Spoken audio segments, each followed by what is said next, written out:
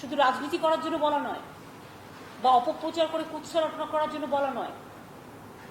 সত্যিকারের শ্রমিক, কৃষক, ছাত্র, যুব, মহিলা, গ্রাম শহর মিলিয়ে ইন্ডাস্ট্রি, শিল্প, কৃষি সব নিয়ে কথা বলতে হয়।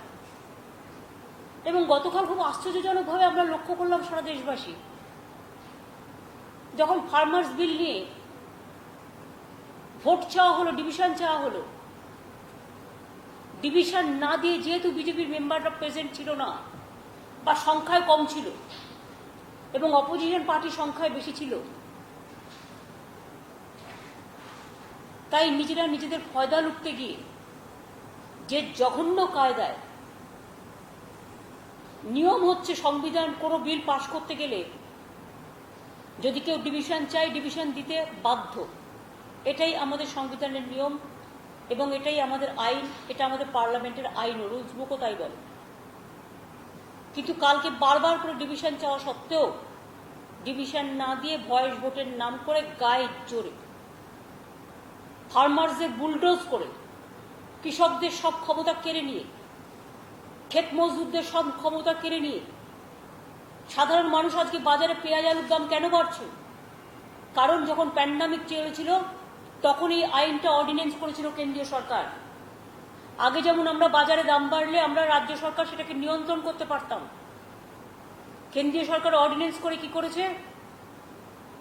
চাষিরা তার নিজের জিনিস কোথায় বেচবে? কতগুলো ফোরে যোদ্ধার তাদের জন্ম দিয়েছে এরা, তারা চাষির সব জিনিস লুটে নেবে, ক্ষেতের সব জিনিস লুটে নেবে।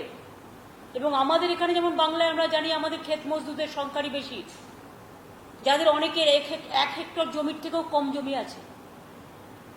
এই মানুষগুলো একটা দুর্ভিক্ষের মধ্যে নিয়ে যাওয়া দেশকে।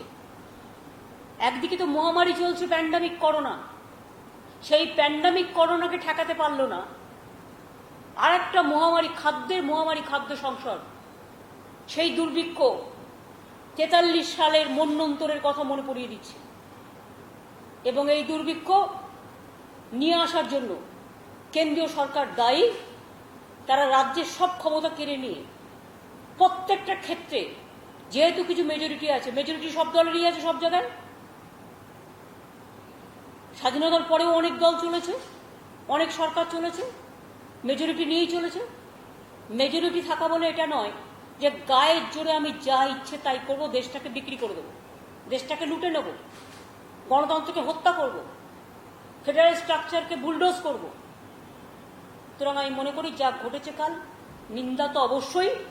আমি শুনেছি তারা ডেরেক দোলা সহ আরো 8 জন এমপিকে সাসপেন্ড করেই ক্ষান্ত হয়নি, নিন্দা প্রস্তাব দিয়েছে। আরে জনগণের কাজ করতে গেলে বিজেপি পার্টিকে নিন্দা প্রস্তাব নিল তাতে আমাদের কোনো যায় আসে না। আমরা মনে করি ফার্মারদের জন্য তৃণমূল, কংগ্রেস সহ অন্যান্য পার্টিরা, অপোজিশন পার্টিরা ইউনাইটেড হয়ে যা করেছে ঠিক করেছে, এর জন্য আমরা গর্ববোধ করি। তাতে বিজেপি কাকে নিন্দা করলে আমাদের কোনো যায় আসে না। আজ সারা দেশের মানুষ তাদের ছিচি বলছে। আজকে সারা দেশের মানুষ যে কায়দায় ফার্মার্স বিল পাশ করে ফার্মার্সদের মুখের গ্রাস কেড়ে নেওয়া হয়েছে, কৃষকদের ক্ষেত কেড়ে নেওয়ার চক্রান্ত চলছে, কৃষকদের জমি কাউকে পাইয়ে দেওয়ার চক্রান্ত চলছে, জোরদার এবং কয়েকজন ভুইফোরকে দিয়ে আমার রাজ্যে আলু নেই, পাঠিয়ে দিচ্ছে বাইরে, আমার রাজ্যে পেঁয়াজ নেই, পাঠিয়ে দিচ্ছে বাইরে। আগে আমরা কন্ট্রোল করতাম যে রাজ্যে আলুটা থাকবে। আমরা কখনো কখনো চাষিরা যখন বিক্রি করতে পারতো না আমরা সাবসিডি দিতাম, আমরা এমনকি ট্রাকের ভাড়া দিয়েও বাইরে পাঠাতাম বিক্রি করতে, ট্রেনেও আমরা বগি বুক করে দিতাম, সারাক্ষণ আমরা এটা মনিটরিং করতাম। আজকে রাজ্যের সব ক্ষমতা কেড়ে নিয়ে, কৃষকদের সব ক্ষমতা কেড়ে নিয়ে, গরিব ক্ষেত মজদুরদের সব ক্ষমতা কেড়ে নিয়ে কয়েকটা ভুইফোর যোদ্ধাদের হাতে সমস্ত জমির মালিকানা দিয়ে দেওয়া হচ্ছে। মালিকানা মানে তাদের ক্ষমতা দিয়ে দেওয়া হচ্ছে। এর ফলে মনে রাখবেন সারা ভারতবর্ষে খুব দুর্দিন। এত বড় মহামারী আসছে আগামী দিন। ঘরে যদি আলু না থাকে, আলু ছিল এসেন্সিয়াল কমোডিটিস, কেন বাদ দেওয়া হলো? কার ইন্টারেস্টে? পেঁয়াজ ছিল এসেন্সিয়াল কমোডিটিস, কেন বাদ দেওয়া হলো? কার ইন্টারেস্টে? এই ধরনের অনেক জিনিস ছিল, সেগুলোকে সমস্ত বাদ দেওয়া হলো কার স্বার্থে? এবং কৃষকদের স্বার্থে। মানে এবং সবচেয়ে বড় কথা হচ্ছে যে এর ফলে ভাগ চাষি বলুন, ক্ষেত মজদুর বলুন, চাষিরা বলুন, ন্যূনতম মূল্য নিশ্চিত করতে পারবে না। গরিবী চাষিরা অভাবে বিক্রি করে দেবে, কেউ আত্মহত্যা করবে, কেউ না খেতে পেয়ে মারা যাবে। একদিকে করোনা, আর একদিকে বিজেপির এই বুলডোজ করা বিল, মরো না, অর্থাৎ তুমি না খেতে পেয়ে মরো, সর্বনাশ করে দিচ্ছে দেশে। আমরা মনে করি এর জন্য সারা ভারতবর্ষ জুড়ে যত পলিটিক্যাল পার্টি যে যেখানে আছে তার মতো তারা আন্দোলন করে তুলুন। বিজেপি এক কথায় সোশ্যাল নেটওয়ার্কে একতরফা মিথ্যে প্রচার করে, কিছু চ্যানেলকে ভয় দেখিয়ে একতরফা মিথ্যে প্রচার করে, মিডিয়াতে সঠিক সত্য মানুষকে জানতে দেয় না, এবং গায়ের জোরে মিথ্যেকে সত্য, সত্যকে মিথ্যে, এইভাবে চলছে কয়েক বছর ধরে। মানুষ দেখতে পাচ্ছে, কিছু হলেই এমন একটা মিথ্যে কথা বলে লোককে বলবে, তখন দেশাত্মবোধকের প্রশ্ন তুলবে। দেশাত্মবোধকে আমরা সকলে ভালোবাসি, আর দেশাত্মবোধের জায়গায় আমরা জন্মেছি, মনে রাখবেন। দেশাত্মবোধের জায়গা রবীন্দ্রনাথ, নজরুল, নেতাজি সুভাষচন্দ্র বসু, গান্ধীজি থেকে শুরু করে মাতঙ্গিনী হাজরা, বিনয় বাদল দীনেশ, রাজা রামমোহন রায়, ঈশ্বরচন্দ্র বিদ্যাসাগর, স্বামী বিবেকানন্দ, রামকৃষ্ণ পরমহংসদেব। আমরা কিন্তু মনে রাখবেন সামাজিক জাগরণ, সংস্কৃতির জাগরণের মাটিতে জন্মগ্রহণ করেছি। আমরা বিজেপির জ্ঞান নিতে চাই না। ফার্মার্স বিল যে কায়দায় পাশ করা হয়েছে, আমি এখনো মনে করি, বিজেপিকে বলি ছি বিজেপি, ছি। বিজেপি হচ্ছে দেশের লজ্জা। বিজেপি লজ্জা, লজ্জা। কৃষকদের এইভাবে কৃষকদের ক্ষমতা কেড়ে নেওয়ার জন্য, রাজ্য সরকারগুলোকে সর্বনাশ করবার জন্য, সব ক্ষমতা কেড়ে নেওয়ার জন্য। কেন সব ক্ষমতা বিজেপি গ্রহণ করবে? কেন? তারাও ইলেক্টেড, রাজ্য সরকারও ইলেক্টেড। আস্তে আস্তে দেখছি সব ক্ষমতা কেড়ে নিচ্ছে, ঘরে বসে একজন রাজ করবে। তাহলে আর হিটলারের কথাটা আমরা কেন বলি? হিটলারি কায়দায় দেশ চলছে, টোটাল ফ্যাসিজম কায়দায় দেশ চলছে। কেউ প্রতিবাদ করতে গেলে তাকে দাঙ্গায় জড়িয়ে দেওয়া হচ্ছে। যোগেন্দ্র যাদবদের মতো মানুষকেও, এমনকি সীতারাম ইয়েচুরি, তার সাথে আবার পলিটিক্যাল ডিফারেন্স থাকতেই পারে, চার্জশিটে তাদের নামও দেওয়া হয়েছে। যদি কেউ সত্যি অন্যায় করে তার নাম চার্জশিটে দিলে আমার কোনো আপত্তি থাকবে না। তো সেখানে যারা দাঙ্গা করেছিল তার নাম নেই কেন? যেটা সবাই দেখেছিলেন আপনারা। বিজেপির রাজ্যগুলোতে গিয়ে দেখুন, তাকান, যারা বাংলায় থাকে তারা বুঝবেন না। ত্রিপুরায় কোনো মানুষ যদি কথা বলে, বাইরে থেকে লোক নিয়ে এসে পিটিয়ে তাদের সরিয়ে দেওয়া হয়। টিচাররা একটা আন্দোলন করতে গিয়েছিলেন, তাই করেছিলেন। এরকম অনেক জায়গায় অনেক কর্মীরা আন্দোলন করেছিলেন, এটাই করেছিলেন। আসামে ওদের অত্যাচার আপনারা দেখেছেন, কর্ণাটকাতেও দেখেছেন, গুজরাটেও দেখেছেন, উত্তরপ্রদেশেও দেখেছেন, দিল্লিতেও দেখেছেন। কোথায় দেখেননি?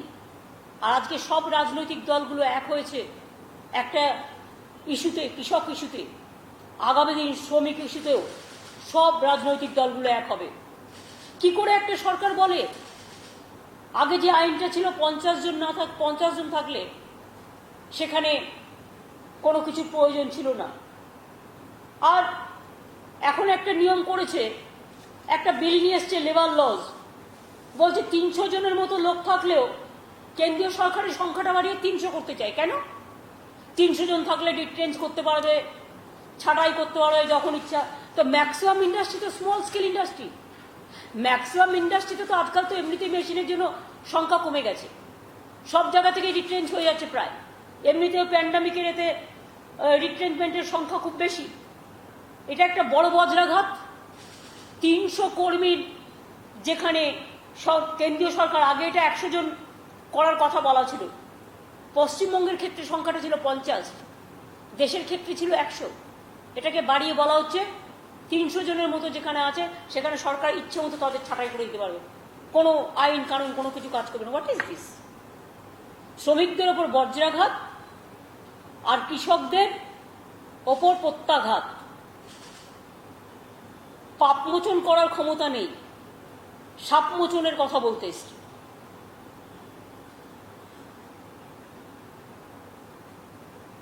কেঁচো ধরার ক্ষমতা নেই, অজগর ধরবে। নকুলদানা খাবার ক্ষমতা নেই, কমলা ভোগ খাবে। চুনোপুটি উৎপাদনের ক্ষমতা নেই, রাঘব বোয়াল হবে। এই হয়ে গেছে দেশের অবস্থা। সুতরাং আমরা সর্বস্তরের মানুষকে প্রতিবাদে সামিল হতে অনুরোধ করছি। তৃণমূল মহিলা কংগ্রেসও কালকে চন্দ্রিমার নেতৃত্বে, যেহেতু অল্প এখন অ্যালাউ আছে তাই নেই, বিজেপি তো রোজই মিছিল মিটিং করে, আপনারা জানেন, করোনা বাড়ায়, কারো কথা শোনে না। কিন্তু যেহেতু এটা একটা সিচুয়েশন, সিরিয়াস সিচুয়েশন, কয়েকজনকে নিয়ে হলেও কালকে তৃণমূল মহিলা কংগ্রেস গান্ধী মূর্তির পাদদেশে ধর্ণা দেবে। আজ ধর্ণা চলছে পার্লামেন্টে, আপনারা জানেন, গান্ধী মূর্তির পাদদেশে সব পার্টি মিলিয়ে করছে। এবং তারা আজকে রাত্রে থাকবে। আমার সাথে কথা হয়েছে, আমি 3-4 বার বারবার করে ফোন করে খবর নিয়েছি। আমার সাথে ডিরেক্ট নাদিমদের কথা হয়েছে, অন্যান্য রাজনৈতিক দলেরও সবাই আছে ওখানে। আমি তাদের অভিনন্দন জানাচ্ছি সিদ্ধান্ত নেওয়ার জন্য। এবং তারা সারা রাত থাকবে, তারপর আগামীকাল সকালে স্ট্র্যাটেজি তারা সকালে ঠিক করবে। এই সিদ্ধান্ত সারা দেশে মনে রাখতে হবে। ব্ল্যাক সানডে, ব্ল্যাক সানডে হয়েই থাকবে। সংবিধান মানে না, ইতিহাস মানে না, যা ইচ্ছে তাই করছে। ষষ্ঠী সপ্তমী পঞ্চমীর দিন নিট পরীক্ষা হয়, আমরাই প্রথম প্রতিবাদ করেছিলাম, মনে রাখবেন। যা ইচ্ছে তাই করবে, আর ইলেকশন আসলে তখন হিন্দু না মুসলমান দেখাবে। এই তো এদের কাজ। শিখ না খ্রিস্টান দেখাবে, এই তো এদের কাজ। এছাড়া কোনো কাজ নেই। একটা কাজ আজ পর্যন্ত বলুন করতে পেরেছে? Not a single one work. অর্থনীতিতে দেশ ধসে গেছে।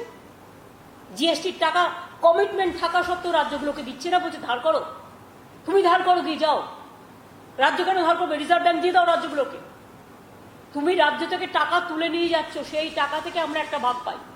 তুমি আমার টাকা তুলে নিয়ে যাচ্ছ, মানে আমাদের রাজ্যের টাকা, আমাদের জনগণের টাকা, সেই টাকা পর্যন্ত দেওয়া হচ্ছে না। অত বড় আমফান হয়ে গেল, আপনারা দেখলেন 1000 টাকা অ্যাডভান্স দেওয়ার কিচ্ছু দিল না। 1000 কোটি টাকা সেন্ট্রাল টিম এসে ঘুরে গেল, তারা একটা 35,000 কোটি টাকার কত একটা হিসেব করেছিল, কিচ্ছু দিল না। ভাত দেওয়ার ক্ষমতা নেই, কিল মারার গোসায়। আমাদের চাষিরা আগামী দিন, জনগণ ভাত খাবে না, জনগণ রুটি খাবে না, জনগণ আলু খাবে না, জনগণ পটল খাবে না। চাল ডাল আলু পেঁয়াজ গম ভোজ্য তেল সব এসেন্সিয়াল কমোডিটিস থেকে বাদ। তো আগামী দিন তো বাজারে কিছুই পাবেন না। স্টেট গভর্নমেন্ট তো হোল্ডারদের রুখত, মজুদদারদের রুখত। তার মানে কি? বিজেপি কেন্দ্রে যে বিল নিয়ে এসছে, এটা মজুদদারের সরকার হয়ে গেছে, কালোবাজারিদের সরকার হয়ে গেছে। তার কারণ স্টেটের হাত থেকে সেই পাওয়ারগুলো সব কেড়ে নিয়েছে। না পাবে চাষি বিচার, না পাবে সাধারণ মানুষ বিচার। মানুষকে এই আলু কত টাকায় কিনে খেতে হবে আদৌ পাবে কিনা ডাউট আছে। এবং আমরা রাজ্য সরকার থেকে পরিষ্কার এই বিলের বিরুদ্ধে বিরুদ্ধাচারণ করছি। তার কারণ মানুষ যদি খেতে না পায়, বিজেপি জেনে রেখো আগামী দিন মানুষ কিন্তু সহ্য করবে না। শুধু সোশ্যাল নেটওয়ার্কে মিথ্যে কথা। মুর্শিদাবাদে একটা ছবি দিয়ে কোটি কোটি টাকা আছে বলে ঝাড়গ্রামে পাঠাচ্ছে হোয়াটসঅ্যাপে, ওখানে মন্দির ভেঙেছে, সব মিথ্যে কথা। ফিজিক্যালি গিয়ে দেখুন কিচ্ছু নেই। এখানকার কথা ওখানে, ওখানকার কথা, একটাই কাজ জানে, শুধু মিথ্যে কথা, কুৎসা, অপপ্রচার, এছাড়া আর কিছু নেই। তাই আমি তীব্র নিন্দা করছি ফার্মার্স বিল জোর করে পাস করা, স্টেট গভর্নমেন্টকে বুলডোজ করা, ফার্মারদের অধিকার কেড়ে নেওয়া এবং শ্রমিকদের যেভাবে 300 জন না থাকবে যেখানে, তাদের সমস্ত অধিকার থেকে বঞ্চিত করা। আমি কৃষক শ্রমিকের হয়ে ছাত্র যৌবনকে বলবো, প্লিজ ভাই বোনেরা আপনারা এগিয়ে আসুন। আপনারাও দেখেছেন আপনাদের নিট নিয়ে এবং জি নিয়ে কি ব্যবহার আপনাদের সাথে করা হয়েছে, এবং অন্যান্য পরীক্ষা নিয়েও, এবং টিচারদের সাথেও কি করা হয়েছে, প্রফেসরদের সাথেও কি করা হয়েছে। সুতরাং আমি মনে করি আজকে যে অবস্থা, এই অবস্থায় সব মানুষকে একত্রে জোট বাঁধবার প্রয়োজন আছে। এবং আমি তো এই জোট বাঁধার পক্ষে। তৃণমূল কংগ্রেসকে যদি পেছনের সারিতেও থাকতে হয়, আমি পেছনের সারিতেও থাকতে রাজি আছি। কিন্তু আমি মনে করি যে সামনের সারিতে সবাই থাকুন, সামনের সারিতে মানুষ থাকুন, সারা ভারতবর্ষ থাকুন। আমরা পেছনের সারিতে থেকে আমরা কাঁসর ঘণ্টা বাজাবো। আমরা কাঁসর ঘণ্টা বাজিয়ে বারবার করে মানুষকে বলবো, এই বিজেপির সরকার আর নেই দরকার।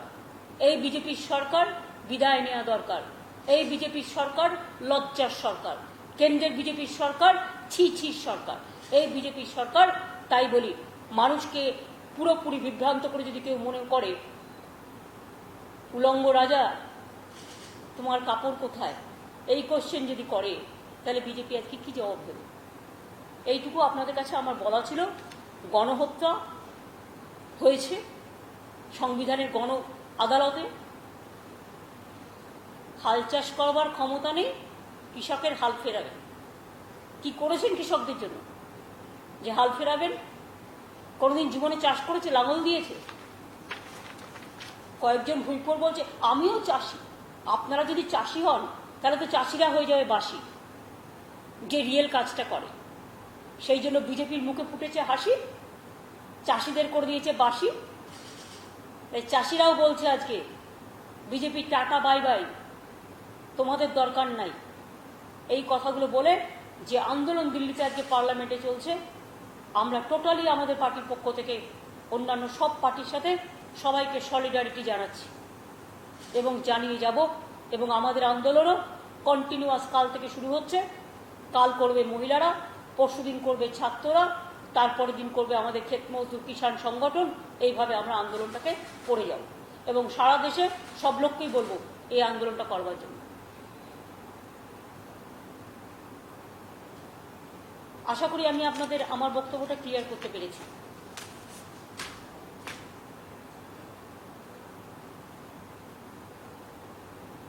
আর কারোর কিছু প্রশ্ন করার জায়গা আমার মনে হয় নেই।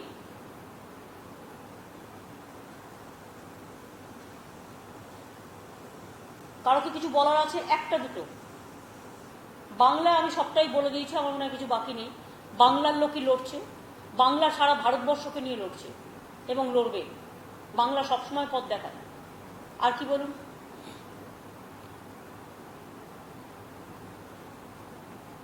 তাহলে আর কিছু নেই। ঠিক আছে, থ্যাংক ইউ সো মাচ।